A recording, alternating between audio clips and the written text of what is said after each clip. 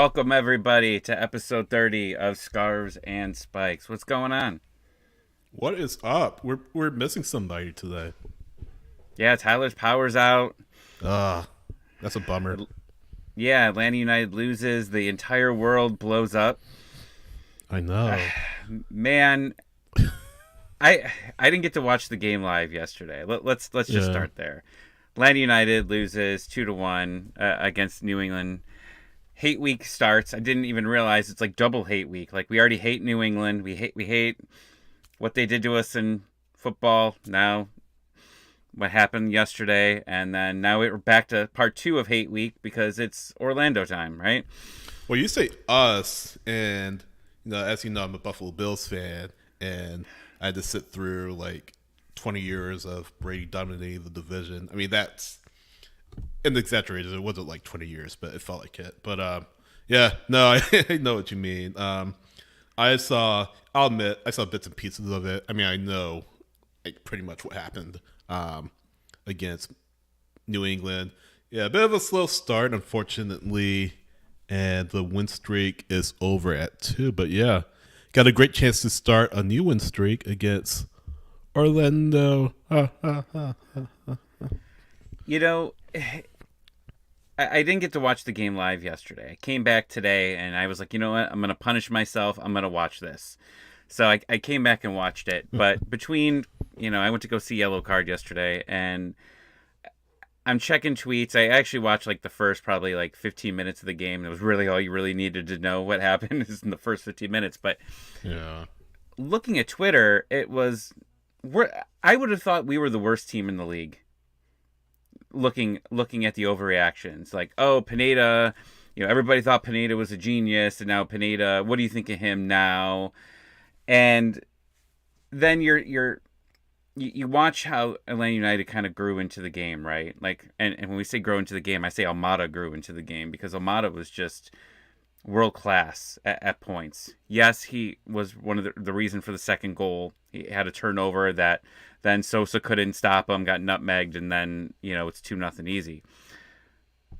But guys, this is MLS. It's not easy to win on the road. New England's one of the better teams in the league, Yeah. and this team had a chance to come back and tie this game. They weren't flat. They came back and they had opportunities.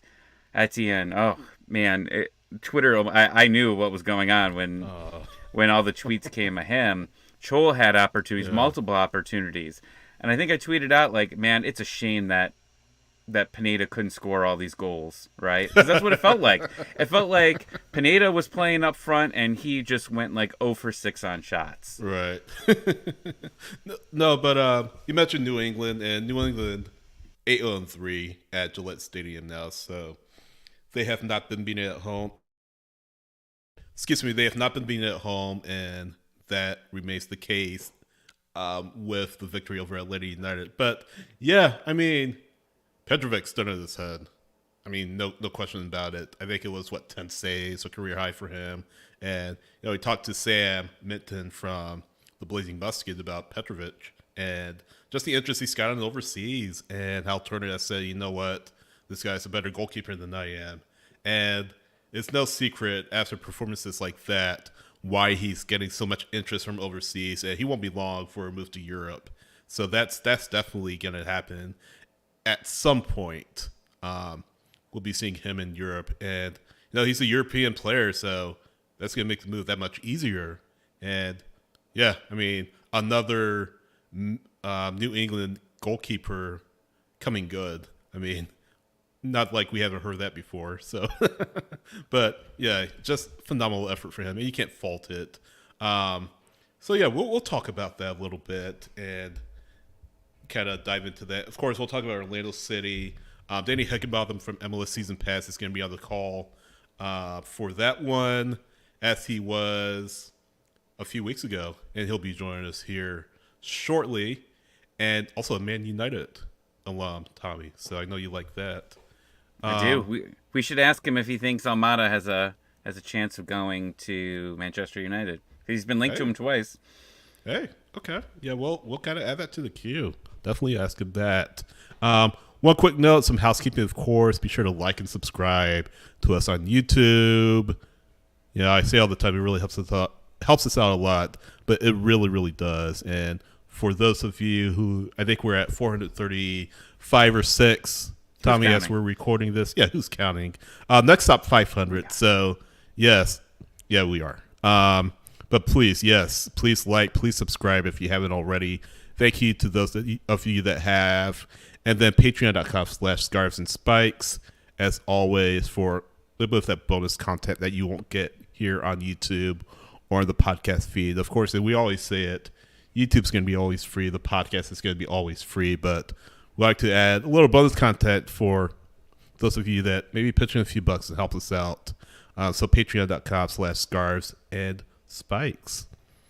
But yes, you had something to say. I was just saying, I know people who aren't watching us on YouTube can't see this, but I got the infamous mystery kit from China that went viral on the internet for the day. The Olympic Atlanta United Olympic kit.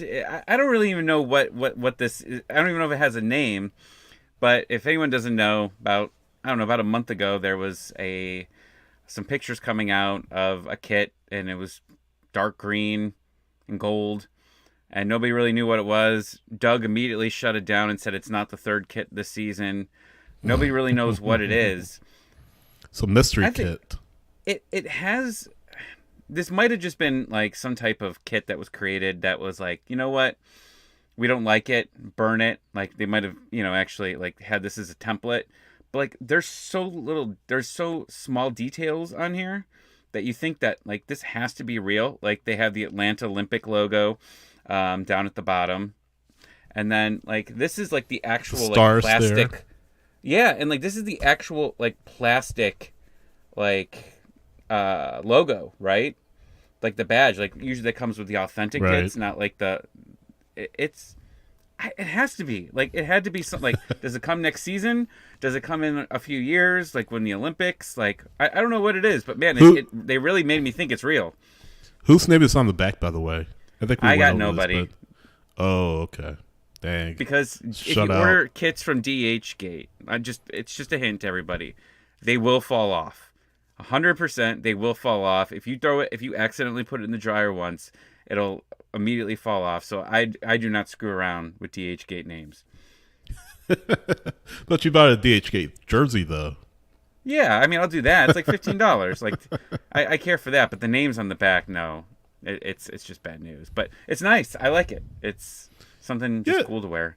It doesn't look too bad. It's on Tommy's Twitter, and it doesn't look too bad. By the way, Tommy ATL96 is his Twitter.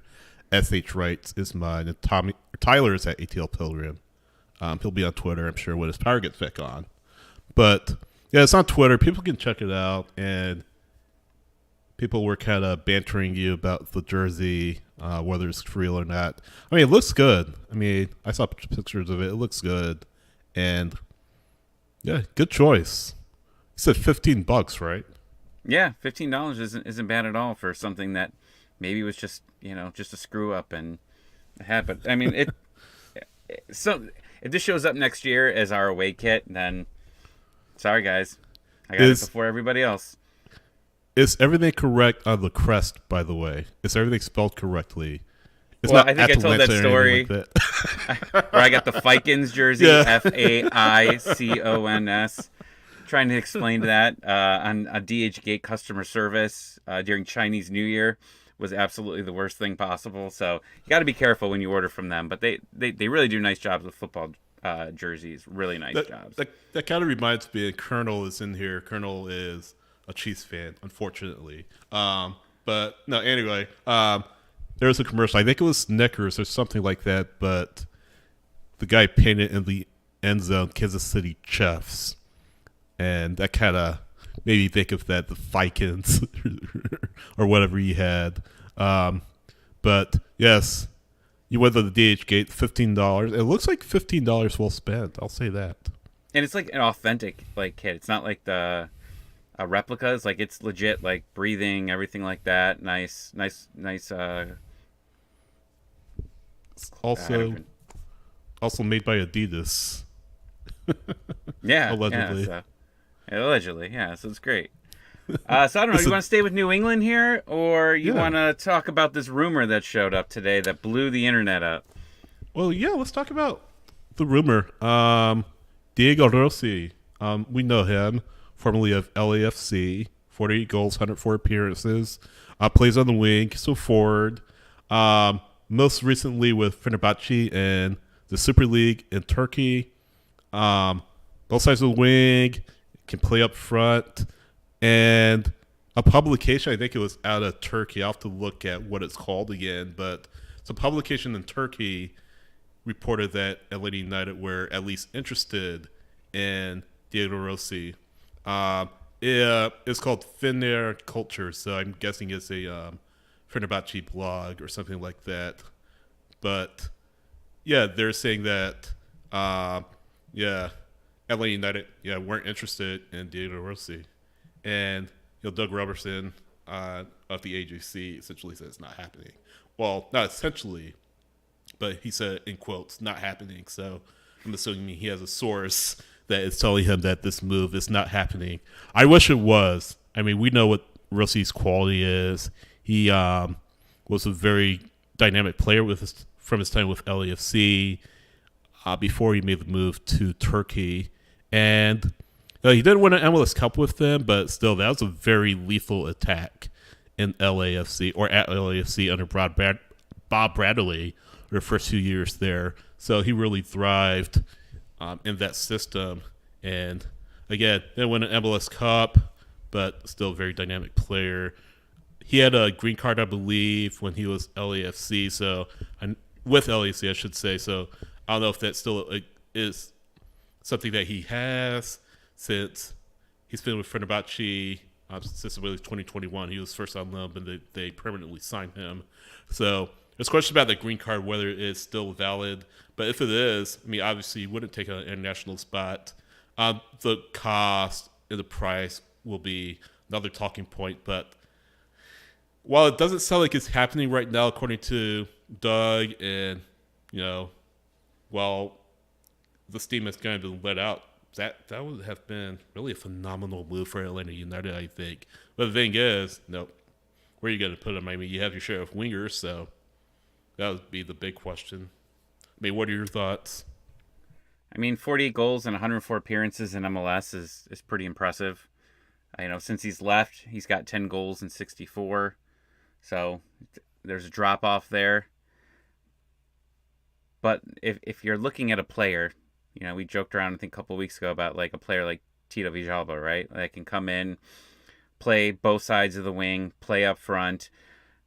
That's what we're looking for, some type of player like that, because you've already got Barry there, right? And Barry's not here long term. He's only here till the end of the season, so he'll likely be out. But if you can take a guy and be able to put him in other positions, because let's just assume Giakoumakis.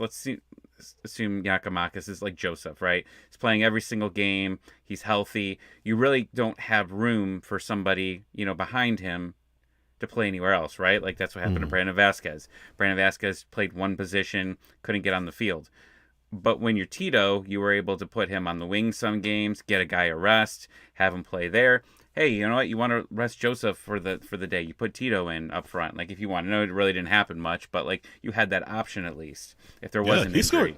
Scored double-digit goals when Joseph was out, right? Yeah. Phenomenal at striker. So if you can have that person, this year, next year, whatever, that can play multiple positions up front, I think that's like a big success here, especially in MLS, right? Like you need quality depth, and if you can get a guy that can play in multiple positions up there, then you're good, because you really don't have anybody else with that, right? You don't have anyone currently on the roster like that. So if you can find a move like this, and that's why like Diego Rossi's interesting. Now the question is Doug probably does have his sources, right? My immediate thought was, okay, well, there's been talks about bringing in a TAM winger. I assume here Diego Rossi would be a DP coming in here. And maybe that's one of the immediate reasons, like they don't want to go pay another wing DP money, because maybe you're trying to take your your DP spot and hopefully shore up the midfield, right? Like that's our thought process, right? We're tired of seeing Josetu, and some people were beating up Sadich, but like again, Sadich is a good player. I love Yeah. Sadich, but like you should probably be finding a little bit more quality of a player at that position because the midfield's just still a mess. So yeah, I mean, we're still hoping that that's what they go. So yeah, I don't know exactly where they're looking for this spot, but it would be a little odd if they were just immediately going right back to the wing with the DP spot. But if you find the right guy, you change things up and hopefully figure it out some other way. Yeah, you have to wonder: it's a matter of once bitten, twice shy for Atlanta United when it comes to wingers. Obviously, the Aruju move didn't work out by really any stretch of the imagination outside of when he first came over. So you wonder if that really informs Atlanta United's thought process in this regard.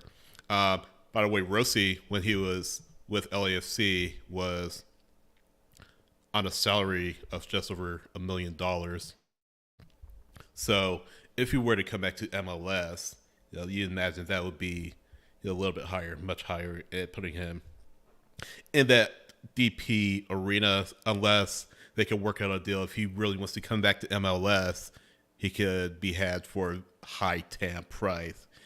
So you can leave that DP slot open and focus on the midfield like you were saying.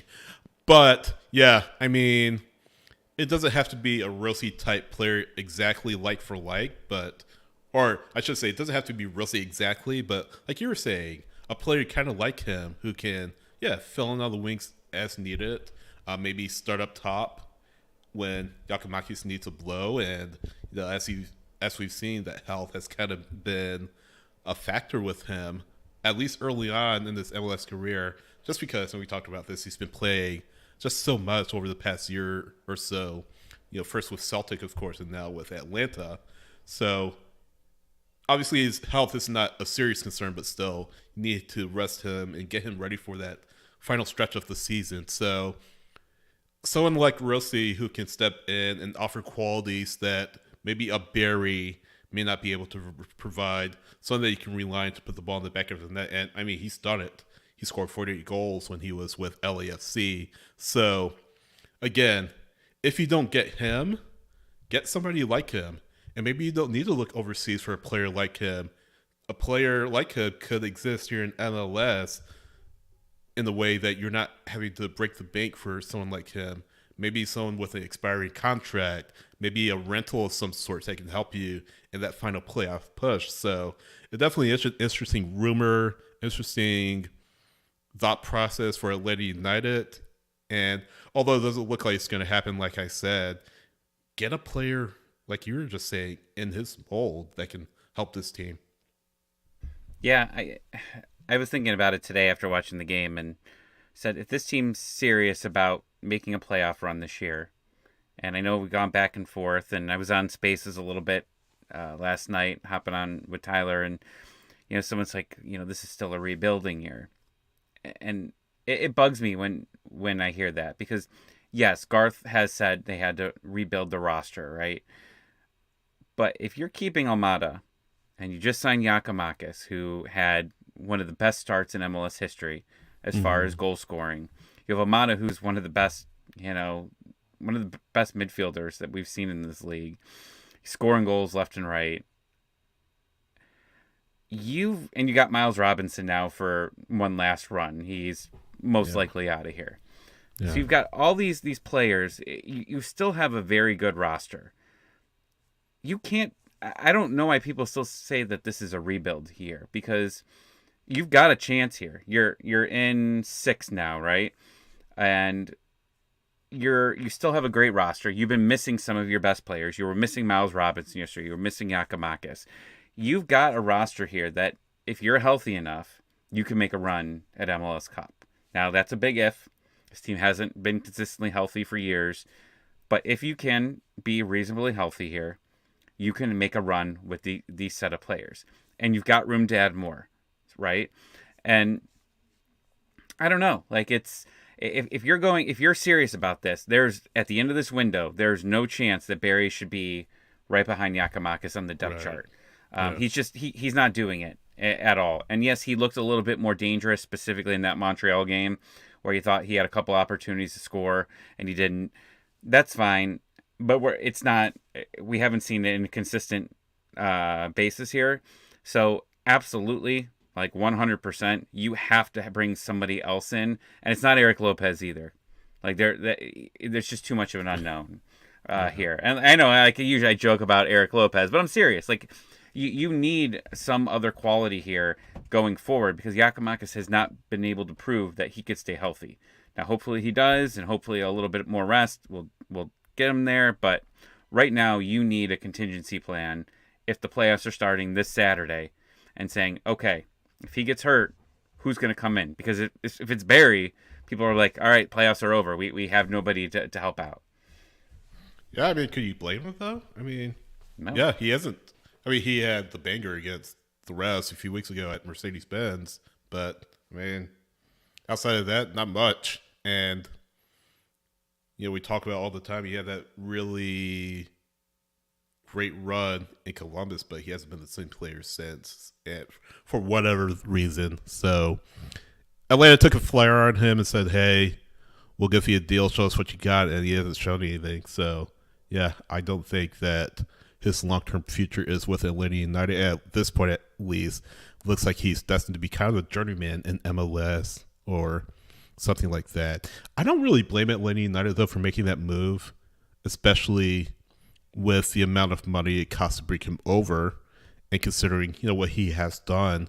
But I can see where people are critical of it because outside of that crazy run he went on in Columbus, he's kind of been anonymous. So yeah, I can understand like if people are very skeptical about Atlanta United if Yakimakis goes down. So watch like I'm just kind of kidding, but watch like it'd be like a chop chol or something like that, stacking goals or doing something crazy like that for them. So yeah, it's definitely good. Important thought to have, especially backup striker. Speaking of rosters, let's kind of talk about this. Edgar saying, do you think Brad Guzan will retire after this season?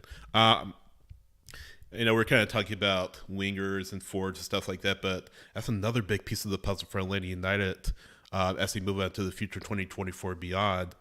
Brad Guzan. And I want to get your thoughts first, and then I'll give you mine. But yeah, do you think this is it for Brad? I mean, I'll say this real quick. I feel like he could have done better on that second goal. He came way off his line. I mean, not way off, but he came quite off his line. I feel like he could have stayed at home and just handled things from there. But it was a good goal nonetheless. But, just kind of a sidebar on that. But, yeah, you said this is it for him after 2023. So. Yeah, I mean, even the first goal, he really could have. I mean, he didn't even try to lay out there. I know he probably was just blinded and couldn't really see too much of what was going on there. But I think he's gone at this point. I think the club wants to spend more responsible, and he's one of the highest paid keepers in the league. I know they have an option for him next year. That's my understanding of the position. It's a team option, whether they want to hold on to him or not. But if I'm them, I want to spend that money, more responsibly. And you've got all of the keepers currently are on really this is their year of their contract, right? Like Diop and Westberg are all signed for 1 year. I believe so, yeah. Maybe with some options, maybe with a couple of them, not sure. Yeah. So, but you've got some young keepers, down in the system. So can one of those come up and do it? Maybe. Or maybe you go and you bring on someone else that could be a little bit cheaper here. But I think Brad, as far as this, especially with this injury history here, I think if there's an opportunity to get that money off the books and maybe go a little bit younger at the position, I think it's now. I mean, we're seeing the trend, right? Like we're seeing pretty much all of our favorites from the first couple teams just slowly moving away. So yeah, I think that they don't pick up that option, and they just move on. Yeah, Dan's saying Guzan is under contract until 2025. So yeah, I mean he's gonna be 39 in a matter of months, right? Or a matter of weeks, I think. I forget which. But yeah, you don't see that many 39-year-old goalkeepers in MLS. And when you talk about Petrovic, he's in his 20s. Brady, the kid in Chicago, not much younger. I mean, not much older than that, around the same age. Um, See a lot of young keepers in MLS that have been rising through the ranks, and maybe this is the path that Atlanta United should take as well. I mean, you talked about the goalkeepers that enter the system, so you don't need to look too far to find one unless you see a keeper that really, really catches your eye in MLS and you swing a trade for him or get him on a free agent deal. Sean Johnson would have been the perfect choice. That being said, Atlanta were committed to Brad Guzan, so they're kind of locked into that. But in a perfect world, I think, if you didn't want to part ways with Brad Guzan, Sean Johnson would have been a perfect choice. But like you said, a lot of keepers, young keepers in the fold. But again, if you aren't too trusting in them, yeah, go out and look in the free agent market and see who you can get, or go to the trade market and see who you can get, maybe for some TAM, or not some TAM, maybe trade some GAM or something like that, in a draft choice, or maybe an international spot, throw that in if you don't need it, and get a quality starting goalkeeper that can carry you on for the next couple of years. Because, we kind of joke about Brad Guzan. There's an article about him on Dirty South Soccer, saying is it time to move on, and then he goes out and just has the game of his life against LAFC. So maybe he hears this and maybe he turns it up a notch throughout the rest of the season. So that's something else that Atlanta United need to really think about too, is the situation at goalkeeper. Yeah, and I guess we really don't know what the status is, because I was looking up, and again, it says till 2025, but is that actually like option years? We don't really fully know that. Right. From there, and then you don't know. There's players in leagues across the United States that make deals and say, "Hey, extend my contract here, and let me make this much money, and I'll retire." So it'll be interesting to see here, where they go. You've got a buyout too at the end of the year. Now, do they buy out Brad Guzan? Do you buy out Joseph Martinez and then Brad Guzan? I don't think it gets to that point. There's no chance. Maybe possibly they go and they do something on the lines of, restructuring his contract, to have him stay here. And that's very well likely what they could do, is just restructure him again. Because he already restructured it a couple years back, right? So they could bring players in. So it's a possibility. I mean, Tom Brady did it for like 5 straight years, to help bring other players in. But yeah, it's going to be interesting. But man, if you had to use you're going to use your buyout on someone. And I was thinking about it like today, like who could be the buyout next year? Like already just thinking ahead. And unless things change, I was going to say maybe you do Mascara, because he's signed so long, like into the future, that because Eric Lopez I think has 1 year left after this, so like that's just one and done, where Mascara, you're tied to him now for a long time. And technically I thought he looked okay yesterday, just random thought, like he had a couple runs and a couple passes that seemed okay. The goal that Chol scored, I think it was Mascara that tried to pass it into the box and it didn't get to him, but Chol fought back and got it and scored that goal, which was a nice goal. Like I thought Chol looked pretty good yesterday. He had a missed opportunity. He should have scored, but just not. It's not to be. All of our wingers are just like guys that are like, man, like if they could just step it up one, like they're so good at like substitutions. Like you could bring in Wolf, you could bring in Chol, like they could come in late in games, young players that can make a difference there. Yeah. But we need a starter. We need starters. Brooks Lennon's there, and I don't think Brooks Lennon is moving from that position. Nah. But Etienne just hasn't been it, and he has a history of being a good player. Is he still injured? I don't know. I don't know. Maybe he turns it on and gets Orlando on Saturday. We'll see. That'd be a great goal. That'd be a great game. What other player just real quick. I know. Danny's ready to hop in. What other player got a lot of flack for not scoring goals, but scored their first goal against Orlando? Tito? I don't know if that was him, but I was gonna say Pity Martinez. I remember being Okay. there. I Oh, was at that's that right. game, and Okay. I remember I said he's gonna score his first goal against Orlando. They won He 1-0 did. that game, so maybe it's Etienne's time. Hey, we'll see. Speaking of Orlando, you know it's going to be on the call for the Orlando City match on Saturday at Mercedes-Benz Stadium. Who's that? Danny Higginbotham, who joins us now. Danny, how are you? I'm good, thanks. Evening, gentlemen. Was enjoying listening to you chat then as well. Very very interesting and good debaters in terms of players and players aging and getting older. Yeah. Don't Yeah, tell absolutely. Brad.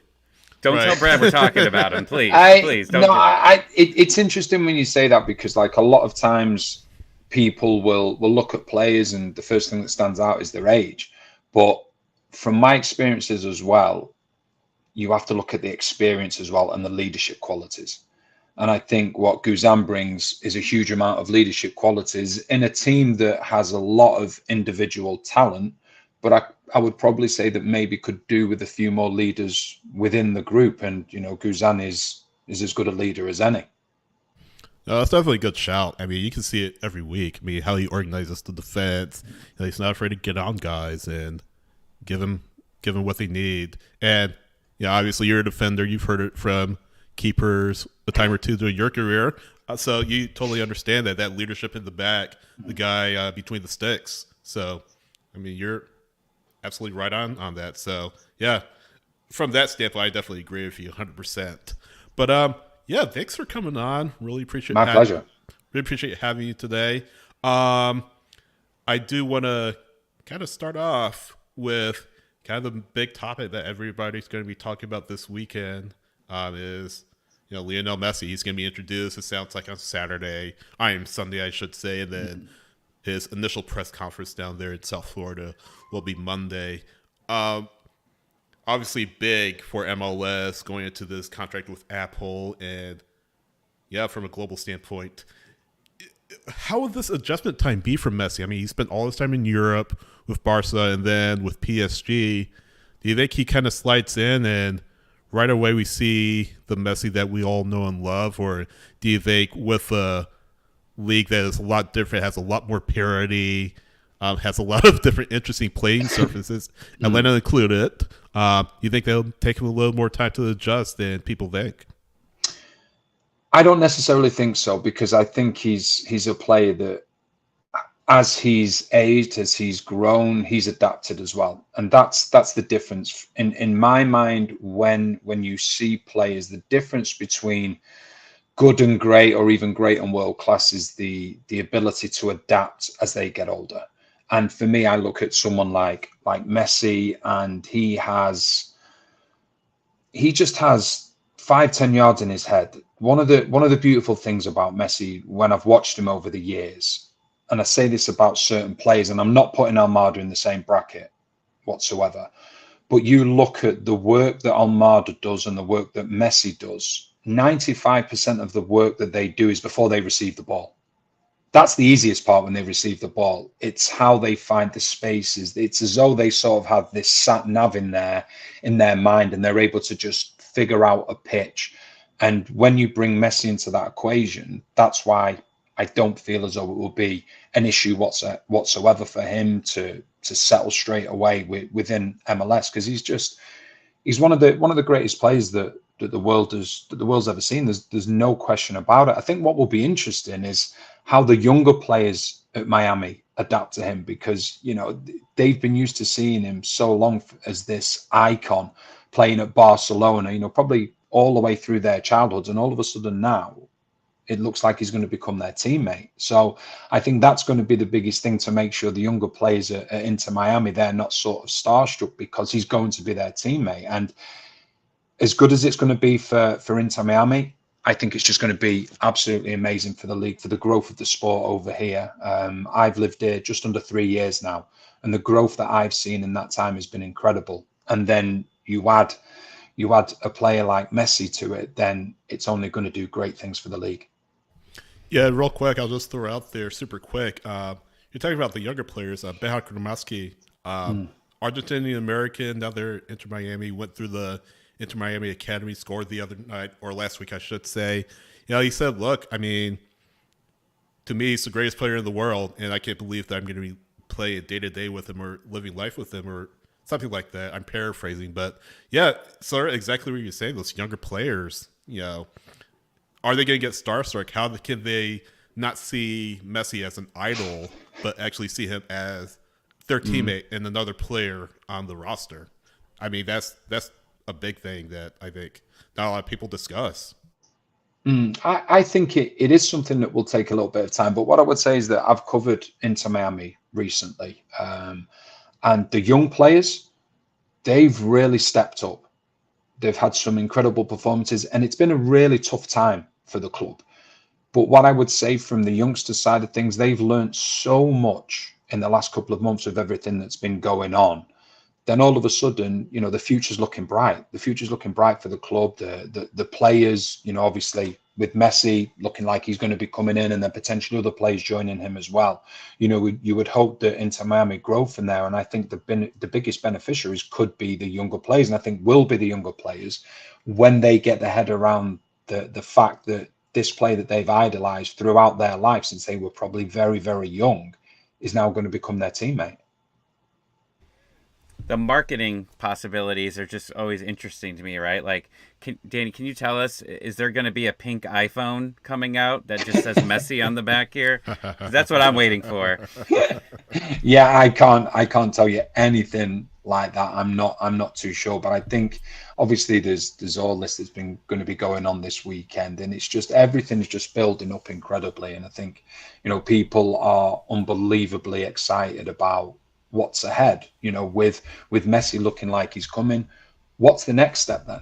All of a sudden, you bring Messi over to MLS.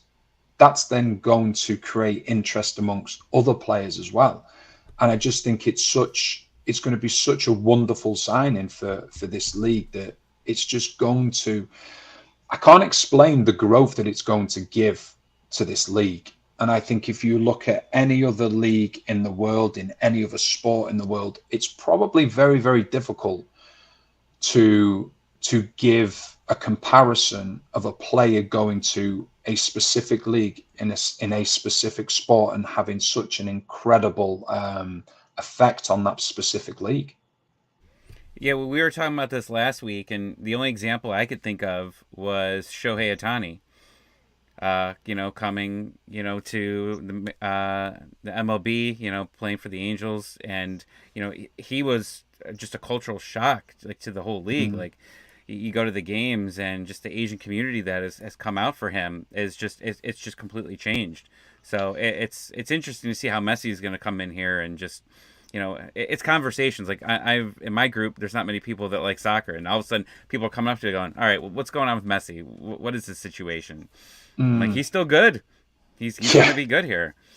I think one of the things to add on to that as well is that, like, over here in America, I've fallen in love with a lot of the sports. So I love NFL. I can't get enough of it. I can't wait for the season to start. But the difference between basketball, NFL, baseball, ice hockey, and football is that if you go to probably 95% of the countries in the world, the number one sport is football. Whereas, like, with American football, we know that it's the number one sport in America. There's no question about that. But it's not necessarily number one. It's not necessarily the number one sport in a lot of other countries. So on a global effect, the signing of Messi and Messi looking like he's coming to MLS, it's just going to make the league grow, not only in America, but around the world as well. For sure. So getting to Atlanta United here, we've ran into a situation. This team, cap responsibility, has not been very good. They've been having some issues, and last week they had to loan out Ibarra because they had 4 U22s, and it really got the fans talking and upset, right? Because of arguing which one of the U22s should have been moved. And we know you've had experience being loaned out before. Ibarra did not handle it very well, understandably, and he was very passionate on Instagram, Twitter. Kind of take us into what Ibarra is thinking here. Was your loans expected, or did it kind of just come out of the blue? I see. It was different. It was different for me. My one main loan really was when I was 19 years of age, and I was at Manchester United at the time. I'd made my debut for the first team the previous season, and we then at Manchester United, they had a club that they had a relationship with called Royal Antwerp in Belgium, which was a huge club within Belgium, and I was the first one to go out there. And for me, the reason I went out there was for experience. I wasn't going to be playing week in, week out for Manchester United.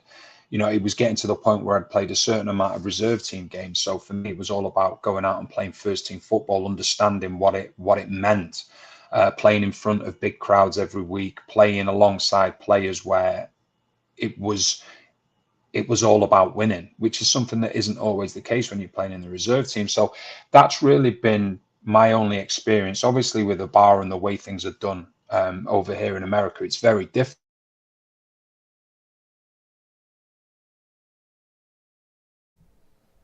Oh, I think we lost Danny. Are you there? Yeah, he's frozen at the moment. Yeah. All right, we'll sort that out. Oh, we hear you again. Is it back on now? Sorry. Yeah, we got you. Yes, I was a little bit worried then. I thought I was just talking to myself. I thought I'd just carry on. But yeah, with the bar, obviously, at first, it was a situation where, obviously he's come out and said what he said. But then as time's gone on, it looks as though he's just calmed down a little bit and thought to himself, right, okay, it is what it is. This is a situation that he finds himself in. But I think the difficulty for Ibarra is that he was playing week in, week out. And from Atlanta's side of things, I'm not convinced that there's a like-for-like replacement for him in that position that he plays within the team. We agree 100% because Sosa's a completely different player, and Atlanta United really hasn't had a bite, like a physical player that has an attitude, and Ozzy Alonso can do that, and he's a veteran, but Ibarra was the guy that was playing in and out, and he knew he was going to come in with some hard tackles, and he'd been proving every single game. So I joked around that if there was no way it was Ibarra, and if it was Ibarra, I was flying down, and just going to protest in front of the training ground, and I didn't actually think it was going to happen. Neither did Ibarra. No, and it's an interesting one now, because it's now how you go about solving that problem. Because one of the things that I think most people would say, myself included, is that Atlanta so pleasing on the eye when they're going forward, but they're actually at their most vulnerable when they're attacking, because they do leave themselves wide open. Obviously, there's been this switch to a back three. I know they went to a back four again yesterday evening, partway through the game. But Ibarra was sort of that insurance piece that would be there in front of either the two centre-backs or the three centre-backs and allow other players to go and express themselves. Now you're asking a player, potentially whoever that may be, to come and do that role that maybe doesn't fit it, won't fit it as well as Ibarra does. So it's going to be interesting to see what happens in the games ahead. So we'll get back to Atlanta shortly, but I want to take another look at the league from a wide view and just take a look at the teams that top of the table, Cincy, top of the East, and then St. Louis, the new club, top of the West right now. So taking a look at the league in the standings right now, is there any one thing or anything that's kind of surprised you about what's gone on? Any player that stood out that you said, hey, gosh, this guy's come out of nowhere? Or any team that has kind of been on the radar that you didn't otherwise think would be on the radar? So I'm just curious about your thoughts around that. It's interesting. I think St. Louis, you have to give them an unbelievable amount of credit. The way that they played the game, I'll be the first one to admit that when I saw their first 4 or 5 games, I was like, this isn't going to last, because teams are going to figure out how to deal with them. Teams are going to figure out that you can, beat their press by going over it. But they just keep going and going. So they deserve full credit. What Pat Noonan's doing at Cincinnati is magnificent to see when you look at the club and where it was previously. He's just brought a completely different mentality, I think, to the club, and players have risen to the occasion. I love watching Wilfred Nancy's Columbus Crew, the way that they play, the way that the players have adjusted to multi-systems within a game. Players are now playing in different positions that they probably would never have dreamed that they were going to be playing in previous to Wilfred Nancy coming in. So they're the teams. And Nashville as well. I covered them yesterday evening. Philadelphia Union went there and got a really good win, 2-0. But the way that Nashville are evolving now, they've gone from, I think at times Gary Smith was looked at as this manager that is just, we just defend first and foremost, and that's it. When I don't think there's a lot in that. I always look at defending as much as attacking is an art form, so to speak. Then defending is an art as well, and I think sometimes it's undervalued. And the way that Gary Smith is going about it now, the way that he's evolving and playing a diamond, and you've got Leal, you've got the likes of Mukhtar in there as well. Some really good players. So they're probably the teams that not necessarily have surprised me, but have been really good to watch. And one thing I would say about MLS, and you'll obviously know it as much as anybody following Atlanta, is that the last 25 minutes of games are just crazy. They are unbelievable. The things that happen, it just goes unbelievable. And it's like you see some scores in maybe the 65th, 70th minute, you think that it's going to be game over, and it just isn't, because something more often than not will happen in a game, and then it just goes off in a different direction. We feel ya, especially on the road. This team, I think, has got 3 or 4 blown leads, and right after the 85th minute, and it's beyond frustrating. This team would be way up in the table if they didn't, like most Atlanta sports teams, blow leads, extremely late in games. You like the NFL, so the Falcons and everything that they do. So frustrating. Where do you two, because like this probably isn't like the norm for yourselves, but like when I'm speaking to people like yourselves, I like to get your ideas as well and your thoughts on things. How do you see Atlanta at the moment with the back three that they're playing? I like it. It's not the combination, this back three, with Miles Robinson missing. It's not a final product yet. So I'm interested to see it with Miles there.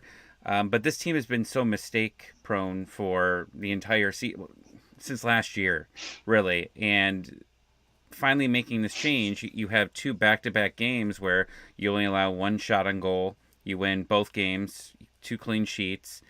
Yesterday didn't work out exactly the way that they wanted to. But overall, I think it's been impressive. And I'm excited to see this with a Miles Robinson in the back. Yeah, and kind of tagging off of that, New England, Petrovic played out of his mind like he has all throughout the season. And this is a team that has made Gillette a fortress this season. And Lady and I weren't able to quite cope with it, which a lot of teams haven't been able to do. So hopefully the fans don't throw the baby out with the bathwater and say, they lost 2-1 to New England, who was a very good team, very good on home soil, and just say, let's scrap it. Like Tommy was saying, you get Miles in here and he'll be back. Probably won't be back for Saturday. But once you get Miles in here, get him going, get him training with the team, and get him back in the fold, that will make this team that much better. So I definitely agree with what Tommy's saying.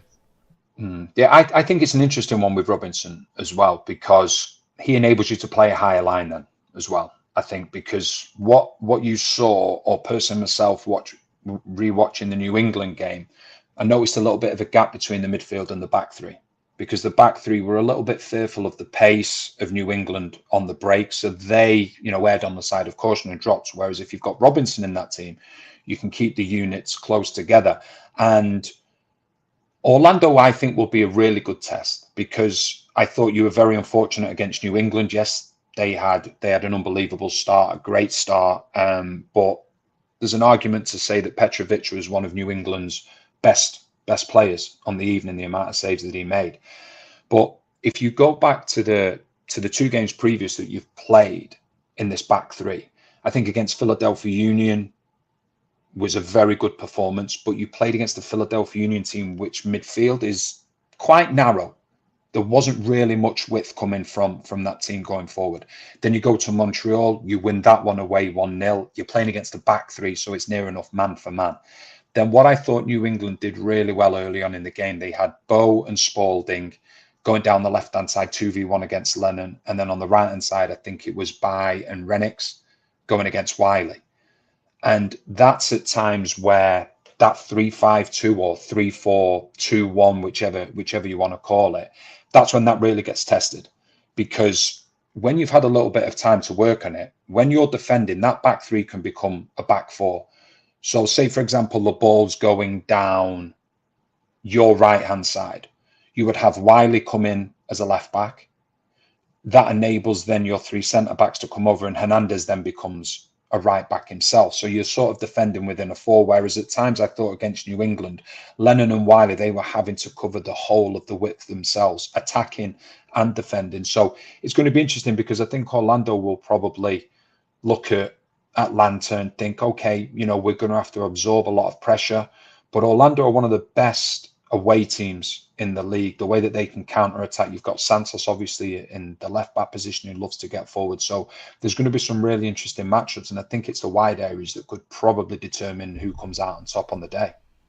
For sure, and both teams were on short rest going into yesterday. Both played on Saturday, and you could definitely tell Wiley was exhausted there. And even Sosa, Sosa's been injured for a while, comes back and has probably one of his best performances of his career with Atlanta United. And then, he's forced to start again because you've got lack of depth at that position now until your new transfer comes in.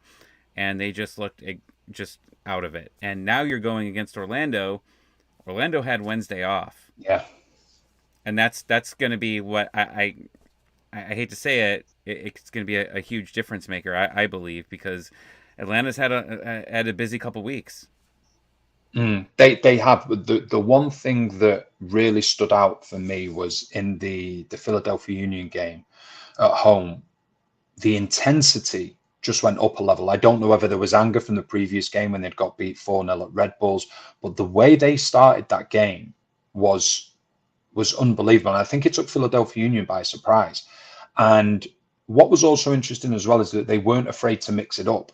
Now, myself personally, when I look at Atlanta, it's about playing through the pitch. More often than not, they'll play out from the back, then they'll look to play through midfield, then try and get the ball to Almada, and then there'll be a lot of interchange within the front three or the front four. Whereas against Philadelphia Union, they weren't afraid to go long to Giakoumakis. Now, when you take him out of the team with the injury that he's had, not only do you lose a huge goal-scoring threat, but you also, to a certain extent, lose the ability to be able to go over a press of an opposition team that want to press high. And I think that's what New England did really well, especially in the early stages. They knew that there wasn't necessarily going to be that threat in behind. So they were able to press high, push high, and actually take the ball off Atlanta a few times in their own half. So it'll be interesting to see how both teams set up, on Saturday. I was going to ask you, Orlando, you said, they've been pretty good away from home. That being said, they've been a little inconsistent. I mean, they've not been able to string wins and positive results together. Whereas Atlanta, they've been pretty solid at home themselves. They've just lost the one match at home. Mm-hmm. So with those factors, and even given the fact that Orlando will be rested, and even given the fact that there'd be some rotation, presumably in Atlanta's starting 11, does that kind of open the door for Atlanta to take advantage in front of what should be a pretty good Mercedes-Benz Stadium crowd on a Saturday night? Or do you feel that Orlando kind of asserts themselves and says, hey, this is a place that we haven't had. We've had some success, but we've had not a lot of success more often than not. So I guess who kind of wins out here, do you think? That's an interesting one. For me, it is, I think there's two areas. I think the wide areas, which I've already mentioned, you're going to have 1v1 duels in that area. I don't think there's going to be any question about it. And then I also think the central midfield positions, for Atlanta, you've already explained, players potentially having to play because there's a lack of depth within the team. It's about getting that balance right. especially for Atlanta, because you know the likes of Pereira, he sort of has that free role in the 10 position. You'll have both the wingers who will drift inside at times as well. And they have the insurance of Araujo and Cartagena who'll just sit behind them. So for me, it's going to be interesting first and foremost to see the midfield that's chosen to play in it. And then one of the things that I think's become apparent in recent times as well is when you look at Almada and the position that he plays with Chol against Philadelphia Union, I don't think Chol got probably the credit that he deserved because he did so much of the hard work which created extra time and space for Almada on the ball. And then you've got Wolf, obviously he's come in as well, but he's tended to be more of an impact player at times. So that's another interesting area as well, because for me, Almada is the key to it. You know, the more he sees of the ball, the better it's going to be. But you don't want him dropping too deep to get on the ball. So it's all about trying to find the space for him, because when he gets on it, he can do things that 95% of players in MLS can't do. He's that good a player. So I think it's fine margins in the game. But from Atlanta's side of things, they're going to dominate possession. They've just got to make sure that they're not at their most vulnerable when they're attacking.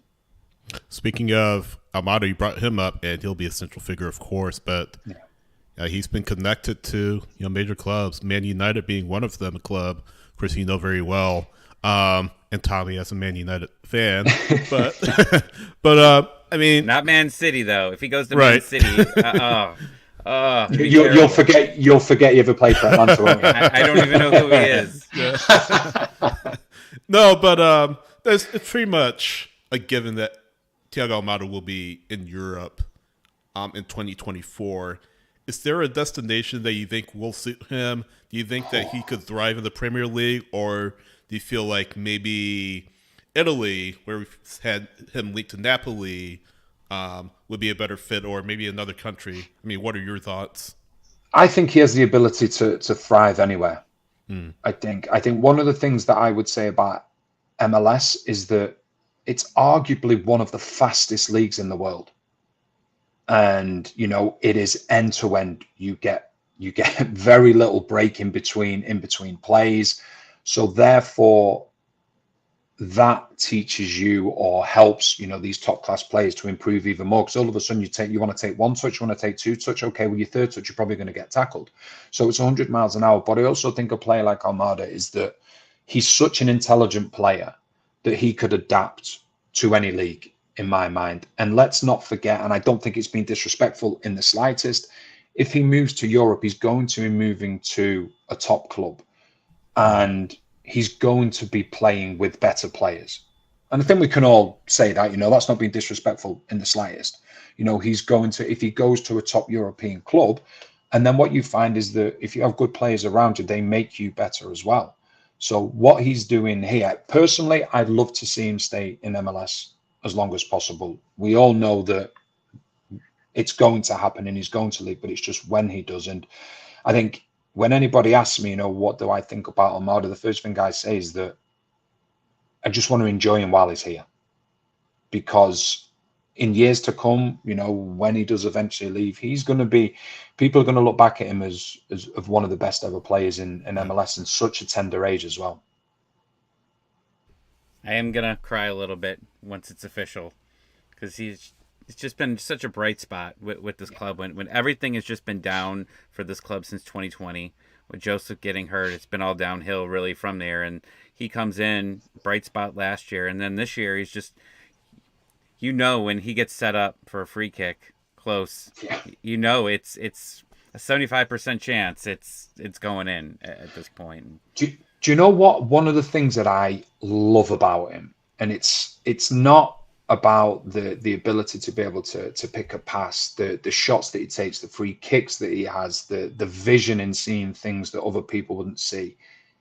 It's he gets tackled hard every single game, and he just dusts himself down and gets on with it.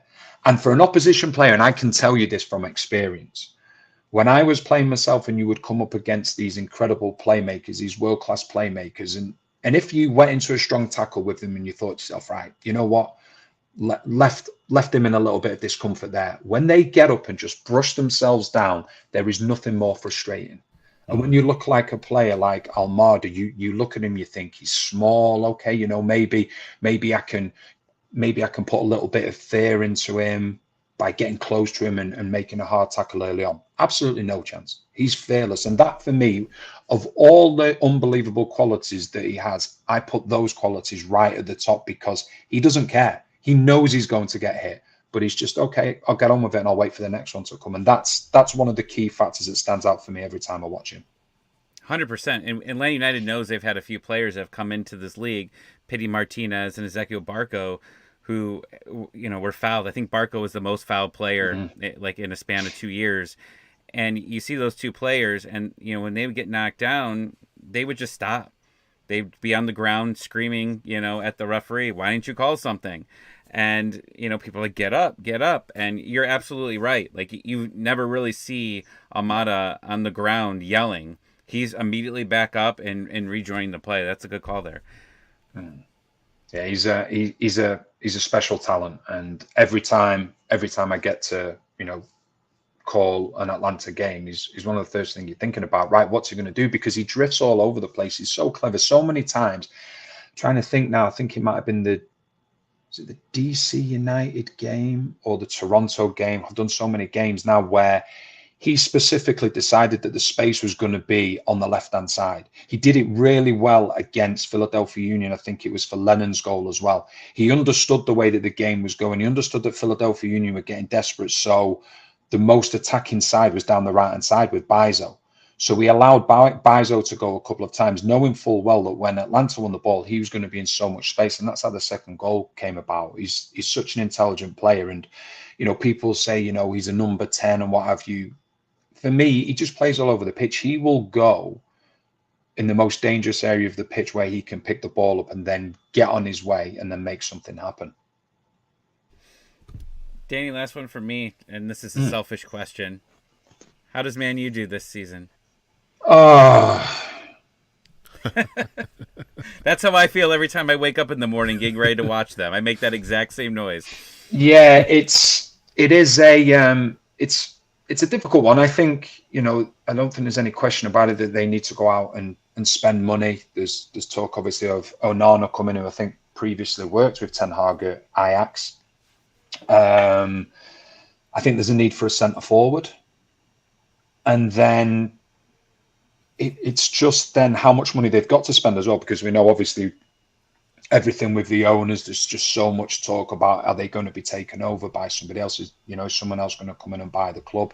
And then you've got to look at the business that the clubs around them are doing. Arsenal looks like they're getting Declan Rice. I didn't think for 1 minute that they would get Declan Rice. I didn't think that they would go out and spend that money.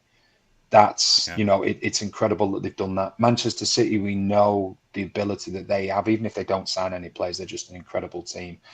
Then you've got Chelsea, they're doing good business at the moment by getting players out, and then Liverpool, they're doing some good business as well. So it's an interesting one. There's going to be a few teams that believe that they can at least challenge for the top four this season. Newcastle, they've done a good bit of business already. So Manchester United, they need to sign a few more players. They're going in the right direction now, and hopefully that will continue. But they need to get some more players in. So, just one last question. I mean, yeah, you're a Manchester guy. You're born and raised in the area. So why Man United over Man City? That's family the thing. Big question. Family. It's a family thing. In England, I would probably say that, and you two can probably tell me more. Football in England is like NFL has been here for years and years and years, which is like, you follow a club and you follow them through thick and thin.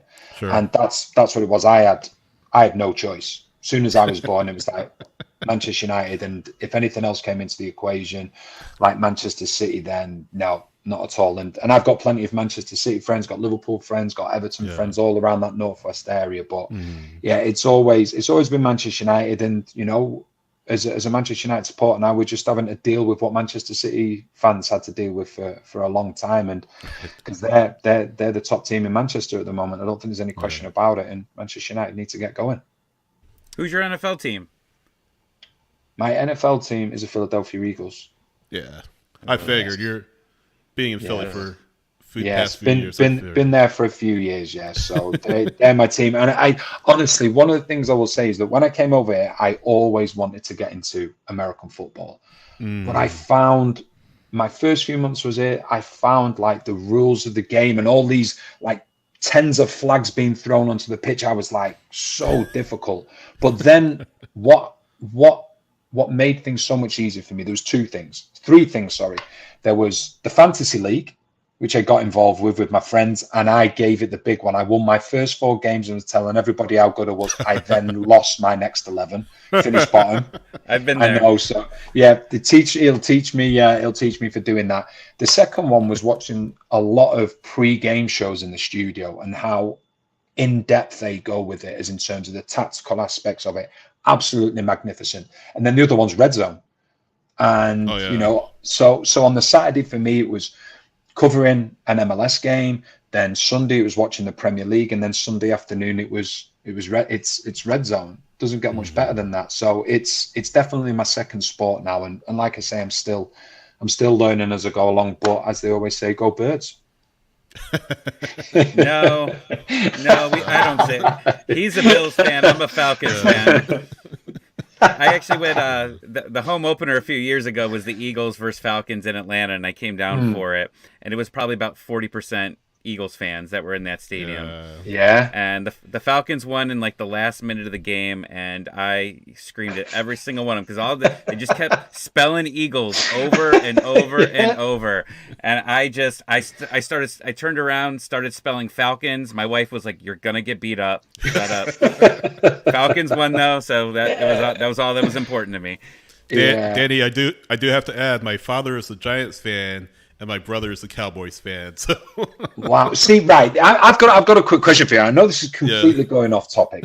So people have always said to me, because like since moving over, I'm wanting to understand the different teams within NFL. Not just, like the Philadelphia Eagles and things like that. So I asked people about Dallas Cowboys, and Tommy, you could probably help with this as well. They said Dallas Cowboys are like Manchester United. They've had success in the past, haven't got that Mhm. success at the moment, but they've got fans all around the country. Yeah, that's fair. Would that That's be fair. fair? That's absolutely fair. So yeah, Yeah. you A hit lot it of right people on. just So jump on them just because of their history, and that's they're America's team, right? That's what they call them. right. So Yeah. Well, they were the first team I knew of when I was a kid, when I was in England. Yeah. yeah, The Cowboys were always mentioned, and obviously the Giants and things like that. But it's a great sport as well, and I love watching it. And it's interesting because there's so much in it tactically that you can associate with football as well. Like you'll have like players making unselfish runs to create like a little pocket for someone else to be able to receive the ball. So there's a lot of similarities between the two sports, which I think helps as well in getting an understanding of it. No, it's definitely a lot of fun, and Mm. yeah, I try to enjoy it as much as I can. I mean, but being a Bills fan, of course, our track record hasn't always been great, but hopefully we'll win the big one day. Danny, no. it's been an absolute pleasure. Yeah. But yeah, Tommy has different ideas, but whatever. Danny, it's been a pleasure. Thanks so much My for coming pleasure. on, and hopefully we get you back soon. 100%. You take care, gentlemen. Have a lovely evening. Thanks, Danny. You Cheers. too. Bye Go bye. Falcons. Had to throw it in there at the end. Yeah, absolutely. But, Eagles. no. Eagles. Patriots, Eagles, were Orlando, Revolution. Oh man, we're just talking about every team I hate this week. Yeah, the lot of options for you to choose from there. Yeah. Man, what a cool guy. He was. I mean, it works out for you. He's a Manchester United supporter from birth. Went through the Man U system, and yeah, still supports the team. So, but yeah, really cool conversation. It's interesting, just like that in general, like he's saying he's growing up, and like you see that especially like in college, right? Like you see players that grow up in like cities, and then you see the homegrowns now too, and like you're getting kids now. I mean, we're getting older, but like you're gonna start seeing, down the line, we're gonna find out that these kids, were born, Atlanta United fans, and then they grew up through the academy, and then they're starting here, and like it's always such an interesting story, like. Just completely off topic, like Justin Herbert he played for Oregon. He grew up right down the street from the stadium. Like Mm-hmm. that was his thing, and then he ends up, playing for the team, and has a huge career there, and it's just cool stories like that. So him saying, that he, grew up as a Man U fan, good for Yeah, him. Nice Herbert choice, as well as family. Herbert's also used to playing in stadiums where home fans are outnumbered. So Oh, out there, jeez. out there in L.A., we're like, For have you sure.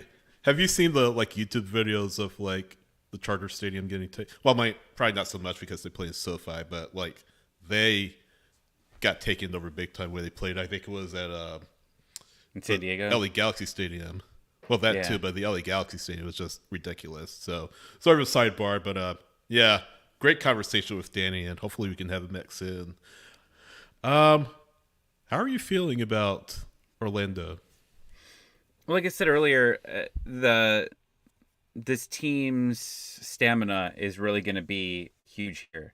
I mean, this is a big game, right? Like it's close in the standings. I think we still have a game in hand on them. I'm pretty sure. Yeah, I think Um, so. so it's 6 for 7, and 35 points, first 34 points. We're in the lead. So they've So played one fewer match, so Orlando have a match in hand. yes, sorry, I said the wrong way. So Oh, you're fine. yeah, I mean that's big. This is a big game, just like the Revolution game was. We could have passed them up and been in the lead. It's a rivalry game. You had a lot of players getting taken off right at the beginning at the half, right? I don't know the all the players that did, but they did take players out at half to get them some rest. So they were thinking ahead. It was a 2-0 game. I don't want to say that they gave up on the game when it was 2-0, but they went and they gave some of their other players opportunities, like a Chol, Mascara, came in a little bit later to be able to, try to change the game around. So I'm interested to see. I don't think Giacomakis plays. I still think that they rest him a little bit longer. Maybe give him that this week break that we're gonna get. We need a break. We need a break too. We've been doing something every single day on here, I but know. like give him that break and then maybe have him ready for Leagues Cup. So in a long way, I'm nervous. I'm very nervous. Yeah, yeah. Panay was always gonna rotate. I mean, and people were too happy to see Hasset in, and then Etienne came in at the half as well. But that's always going to be the case, right? Because of the match on Saturday, so you wanted to be mindful of that. Let me ask you this too: do you hold the Yakimakis out of the All Star game? I mean, do you hold Amada out of the All Star game too? I mean, So Amada Yakimakis, you won't. have to. Amada won't. I mean, he won't get held the All Star game. I think they already put him in the skills competition, Yeah, right? that's true. So I don't think that he comes out, but I could see Yakamakis maybe traveling and getting the All Star experience and maybe Yeah. sitting out of that game for what's needed. When is the All Star game? Uh, on Wednesday Oh at the wow, night okay. cave. Yeah, It really just sneaks up on it's you. coming up. Yeah, I would be very upset if he played, and I think the club would be too. So I don't think, especially if he doesn't play, if he plays on Saturday, then then he probably does. But every All Star game, you have players that sit out. I know these in other leagues they fine players for not playing in it. But no, I don't see Yakamakis actually playing in that, and that's more than fine. Cindy, you were talking about they were going to rotate. I saw a Doug Robertson tweet when the lineups came out. He was shocked that they didn't rotate the starting lineup. Were you surprised about that? Yeah, I mean, it didn't really hit me as hard. I mean, I felt like it was more of a if it ain't broke, don't fix it thing. But yeah, that probably what probably went into that is New England are just so tough at home. They have such good quality players like Heel, Bo, etc. I mean, Petrovic certainly, but I think that's part of the thinking. Let's go into this three-man back line like we've had. Let's sort of stick with the same players as we did against Montreal. Hopefully, come out of here with at least a point. And yeah, it kind of backfired. They didn't get anything out of the match, and can't really fault them for it. I mean, it wasn't for lack of trying, certainly, but like I said, it didn't really hit me as hard. It's like whatever, okay, let's go with the same group that's got a success. But that kind of begs a question. What do you do on Saturday? Do you kind of go with that same lineup? I mean, you kind of have to, right? Because, I mean, Sosa will have had a half of rest. Wolf will have had a half of rest. Um, yeah, I mean, some interesting decisions. Wiley went 77 minutes. So, how does that kind of change things? Do you put Etienne there where he normally would be, or decisions will need to be made? Certainly. Yeah, it's gonna be some hard decisions. I'm, Miles. I know Miles will be back. Just can't believe Panama. Oh, Panama!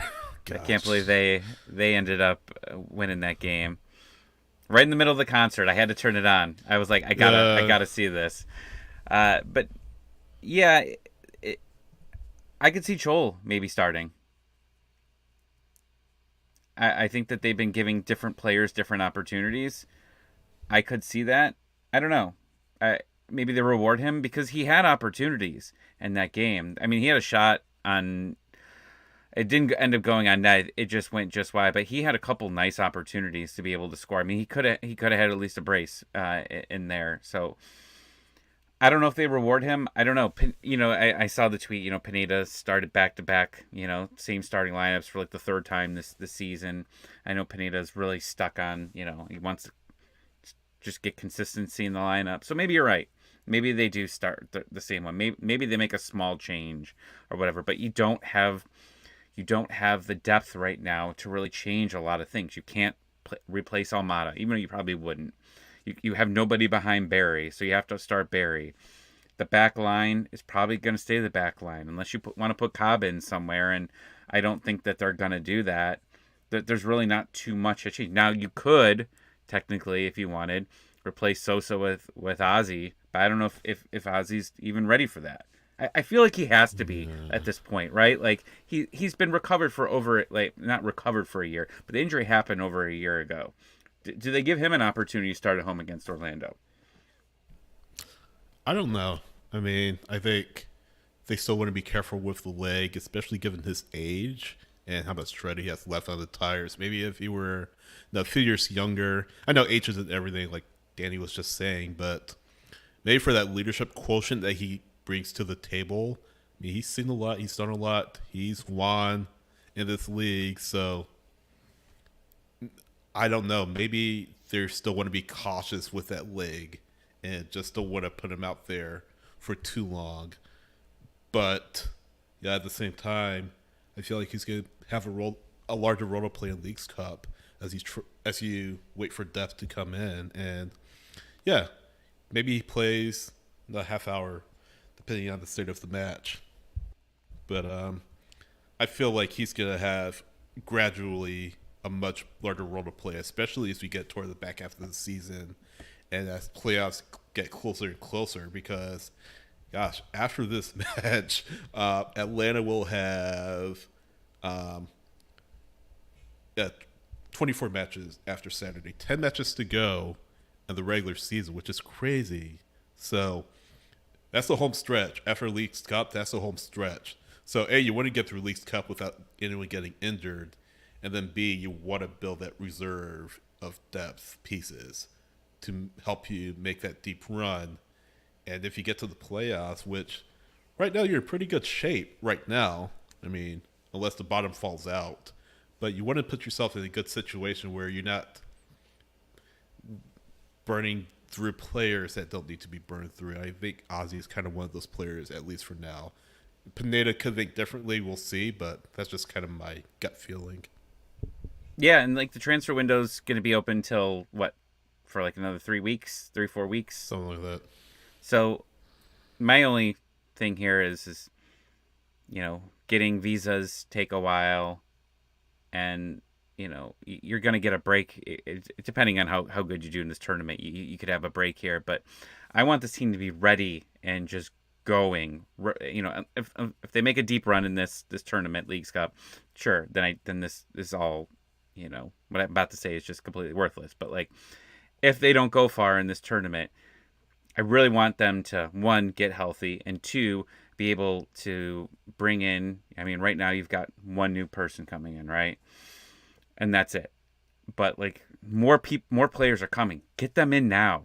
I know that's not how It works, but like get them in now. Get these players here, At getting the least visa training, process done. Yeah, getting the visa here, at least talking to the players, getting to know them, and then be able to ready to go. If you do make it far in Leagues Cup and you do make it into the knockout rounds, then you possibly could add another player into this lineup to help you go a little bit farther. And if not, you're out. You're at least practicing and you're getting that cohesion to start the second half. Well, not second half, but you know what I mean. Well, yeah. The home stretch. Right, the home stretch. Thank you. Baseball term.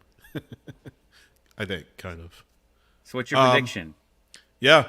I was just about to ask you the same thing. You read my mind. I beat you too. I want you to go first this Beat me time. to it. Okay, I'll go first. Gosh. Atlanta's back at home, which is the most important thing, I think, or among the most important things, because, like I said, they've won, or it's 7-1-3. They haven't lost but once at Mercedes-Benz Stadium, and it kind of gets overlooked because of sort of the frustrating matches that have been played. Toronto, New England, Chicago. I mean, if you hold on, that's like 6 points, and you're in second right now. Or, yeah, you're in second right now. So I feel like it kind of gets overlooked because you've had some frustrating results at home. But considering roster rotation and depth, and the fact that you're missing Yakamakis, and the likelihood that Miles probably won't be ready to go on Saturday, even though he'll be back in Atlanta, unfortunately, because the U.S. couldn't take care of business against Panama, but it's another topic. I mean, Just say it. Okay. Gosh. I mean, I feel like this could be a draw, to be honest with you. I feel like Atlanta United would be good to get a draw, get to the break, get some reinforcements, gear up from Leagues Cup, and, yeah, be ready to go at the back end of the season, because a point keeps you pretty much where you are in the standings right now, especially if, well, Columbus has a match in hand, so you'd be level on points with Columbus unless they win or draw. But at the same time, you'd still be in that kind of same area that you're in right now, and you'd have a lot of breathing room between yourself and Montreal, who are right below the line at this current point in time on 26 points. So I feel like 1-1 would be, all things considered, a pretty good result at this current point in time. Now, if you were a little bit more full strength, if you had Miles, you have Yakamakis in the fold, maybe that would be a 2-1 or 2-0 or something like that. But yeah, all things considered, I'll say 1-1. So I'm interested to see what they do with the formation. Pineda's, kind of led that he wants to play a different way on the road and a different way at home. Obviously, the three in the back there, they started at home against Philadelphia. They were playing one of the better teams, shorthanded, and ended up working out. So it's curious to see how they line up against Orlando. I think that they keep this formation at least going into the break. So I was thinking 1-1 as well. That's what I predicted that was going to happen last night. I'm going to say it's 2-2. Okay. I was leaning towards 2-1. Atlanta win. But Atlanta and Orlando bring some crazy things out of each other and some crazy performances. So, yeah, I think it's going to be 2-2. I think you're going to see an Almada goal. Not really sure where else it's going to come from. It's going to come from one of the wings. But like I said earlier, we'll go all in on it. Etienne. Think so? Yeah, I think he ends up finally scoring. The Derek Etienne game. I mean, he's gotta do something. The fans are. I'm glad that he isn't attacking the Atlanta United fans right now, because that he's been very vocal on Twitter in the past. So I was like, oh man, like you see the hate on some of the fans just because he hasn't performed. Oh, this is another Boca signing. All this. He's done it in the past, and he was one of the most sought free agents going into this season that was an MLS player, right? And we immediately courted him, got him in, and people maybe were a little shocked at how much money we brought him in at. But he had it in Columbus. Was it just how Columbus worked? I'm sure they're watching tape of what worked with him in Columbus and trying to figure something out here. That was the reason why I asked you earlier. Like, is it a possibility that maybe he's, he had, I think he had some type of surgery in the off season and he was recovering, and that's why he didn't start like the first, 4 or 5 games. Yeah, he's carrying something. Yeah. But like, is he back to normal? Is he just trying to get back into it? Is he not trusting the leg? I don't know. It's curious to see. Does he get better with the season? Does he get better with the rest? Potentially, resting a little bit, in the next few weeks. I don't know, but it's very curious that you now have this Rossi rumor coming out. I don't know. Do we call him Playoff Derek like we had Playoff Franco? Ooh. That would be something. That would be. I mean, this team's good. God, there's not enough wood in this room to knock on. But I think this team's going to make the playoffs. Like, right now they're in a good position right now, and they're bringing in reinforcements. You feel like the club knows. I didn't get to listen to Garth Lagerwey. I know he was on the radio today. I didn't get to listen to that spot yet. But I know that Garth knows what the problems are here, right? Like, when he was on Dukes and Bell, they were yelling about the defense, right? They were focusing on the center backs. He said, no. It's not the center backs. This is a team, right? And we're having trouble in the midfield as well. So you listen to that, and you're like, oh, okay. He knows what he's talking about. I love Darren Eales, but he wasn't really good at talking about positions, right? Like, he just wanted to talk about, this is the team we're playing, blah, blah, blah. No, Garth has said what positions that we need of strength, right? And he's said it, and even, Boca has been pretty vocal on it, when he talked last week. So, yeah, I feel comfortable knowing that this team knows what they need, and I have a feeling that they want to go out in this window because that's Garth's history, is going into this window to improve the team. And you've got the room now to really make the moves that you want, which we didn't think we were going to have at this time. So I'm positive this team's going to make the playoffs. Knocking on that. But can they go far? Yeah. Every bad move, though, is Boca. Every good move is Garth. It's ridiculous. I mean, and every good performance. That seems like the consensus. Yeah, and like every good performance is because of the players, and every bad performance is Pineda. Yeah. Good grief. It's just so frustrating. We got a 10-0 prediction here. Saying 10-0 Atlanta. I'm assuming you mean Atlanta United. I'm assuming because you have an Atlanta United avatar or profile pic. So he wants Pineda fired, and he's just saying the opposite way. Right. Colonel's more realistic, 3-0. I don't know, Colonel. Bruno says 2-1. Well, yeah, Bruno 2-1. That was yeah. Yeah. For the latecomers, though, real quick, give us the scoop on your kit. I mean, you already talked about it, but just one more time. Yeah, real quick. I know someone's asking about it. $15. Yeah, DHgate. They had this green kit. It looks like it's like some type of Olympic throwback here to when the Olympics were in Atlanta. There's I'll post some pictures on the again later about it on our Scarves and Spikes. But there's the Olympic logo from when it was in Atlanta, and there's actually like a pattern.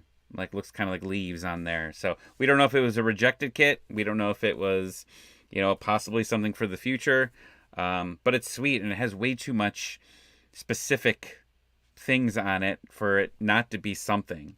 Like, nobody just sat there around like, hey, let's make an Atlanta United kit, and see if people will buy it. If they did, genius, because you got my $15. But it was just something cool to have, and I just wanted to wear it on the podcast. So mission accomplished. It was a rejected product. So they said, "Hey, let's give it to DHgate." Well, Kevin from Charlotte bought it. $15. Well, Kevin from Charlotte bought it. Yes, he did. He has a Dom or Flash, right? No, it was guy with the T, one of the first signings for Atlanta United. Oh, Tambakis. And he didn't even pick that Tambakis. player's name. He just got it in the he just got it and was like, why does it have this name on it? That's a good story. Like, I asked him about it. I was joking. I said, "Is it a Tambakis jersey?" And it totally was. Like, I was kidding. But gosh, Alex Tambakis, he's in the USL Championship and doing very well. I think he's with New Mexico, right? I think so. Yeah, he was with NCFC or something like that. Yeah, New Mexico United. So he's thriving in the USL Championship. You ever think, what if, though? What if he was our starting goalkeeper? I mean, I always think about Sean Johnson. Sean Johnson. Oh, yeah. Sean Johnson was like a member of Atlanta United for like 5 minutes. That's another what if. That's a big what if for me. That it's definitely been out there for a while. Was ones that we just ended up keeping him. Yeah, we should do Atlanta United what ifs episode one of these days. What if Tito Jabba had stayed? What if Joseph Martinez never got hurt? What if Joseph Martinez never got hurt? What if Heinze got the whole year? Things like that. How many people would have been down for dehydration? What if Heinze gave his players water? What if Tata never left? Yeah. What if Atlanta United had won MLS beaten Columbus in 2017? What if Joseph did miss that penalty kick against Toronto? We could go all night on this. This is so depressing now thinking about something, because they're all bad things. It's not like it was anything like, oh, like what happens if this bad thing happened? No, we were trying to think of all these good things because there's been so much crap that's happened lately. Oh, It'll get better. It'll get better. What if Amada never leaves? Yeah. All right, shall I hit the music? Unless you have something else. No, it's 8:30 and The Big Bang Theory is playing on HBO Max 24/7. It's waiting for me. I hit pause right before this started, so yeah. All right, let's get out of here. Tyler's power is still not on, but at last check it wasn't. As we're recording this, by the way. Yeah, but better news. I know what Bazinga means now. Everybody always just kept. It was like his joke. Like he would say that when he made a joke, and now I understand it. Bazinga. Shall we say Bazinga every time one of us makes a joke? No. That'll be a little Good night, excessive, everybody. do you think? Yes. Good night. They built the pyramids. All right. So long. Go Atlanta.